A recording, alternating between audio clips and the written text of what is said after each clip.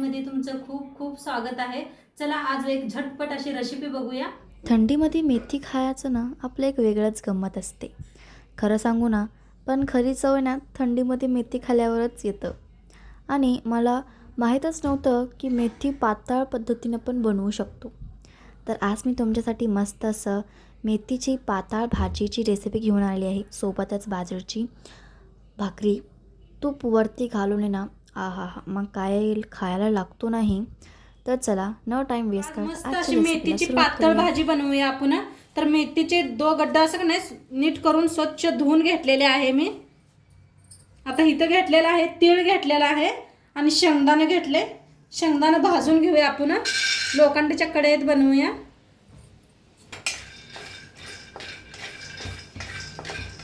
शेंगदाणे भाजून घ्यायचं। तर छान भाजलेला आहे शेंगदाणा, काढून घेऊया एका प्लेट। आता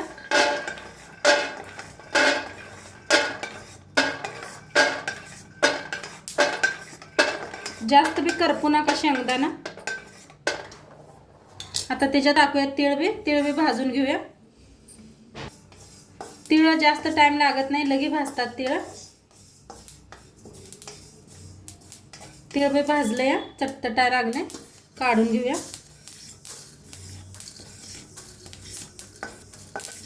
आता इथं घेतलंय मिक्सरचं भांड। थंड झाल्यावर शेंगदाणा तीळ घेतलेला आहे। एक गड्डा लसूण सोलून घेतलेला आहे, ह्याच्यातच मिक्स करायचा आहे। अद्रकचा तुकडा घेतलेला आहे आणि इथं 5-6 हिरव्या मिरच्या घेतल्या, त्या पोपटीच्या बी आहेत ना, असे काळपट बी थोड्याशा मिरच्या आहेत बघा, तिखटवाल्या। आणि थोडीशी कोथिंबीर, थोडंसं पाणी ओतून का नाही मिक्सरला लावून घेऊया। जास्त बारीक करायचं नाही, आबडधोबड करायचं।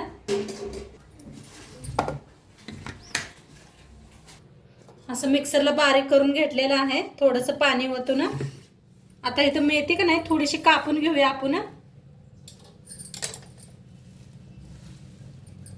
थोडी थोडी करून कापून घेऊया।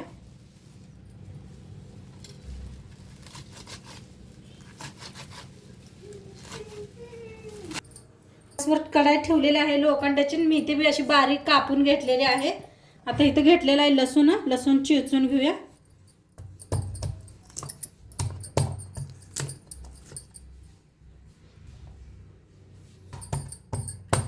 तेल फोडणीसाठी,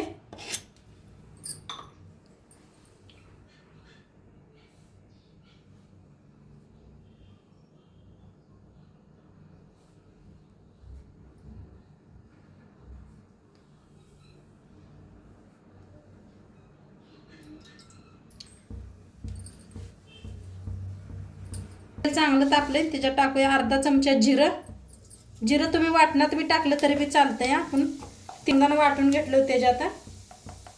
थोडंसं हिंग, त्याच्यात टाकूया लसूण,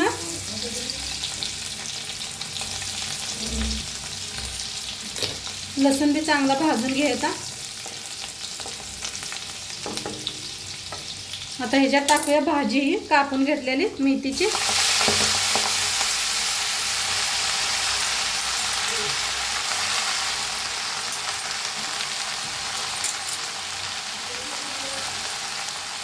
कढईत का नाही, नाहीतर लोखंडाच्या तव्यात बनवायचा। भाकरी केल्यानंतर का नाही बनवायची भाजीला, खूप छान लागते लोखंडाच्या तव्यात बनवलेलं। अशी बघा मिक्स करून घ्यायची। ते चांगली मिक्स करून घेतलेलं आहे। आता जे आपण वाटण बनवून घेतलं होतं का नाही ते ह्याच्यात मिक्स करायचं आहे। ओतून घेऊया,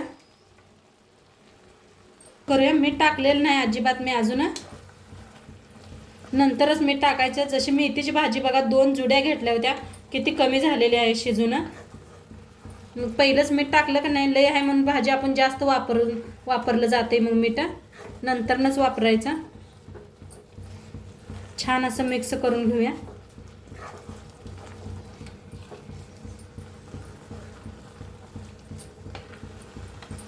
एकसारखीच बनवून कटाळे येते का नाही, थोडंसं पाणी ओतूया म्हणजे मस्त ही भाजी।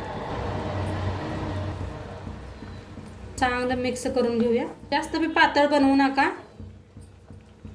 थोडीशी शिजायपुरती का नाही पाणी ओतायचं, मिक्सरच्या भांड्यात हलवू ना. आता टाकूया आपण चवीप्रमाणे मीठ.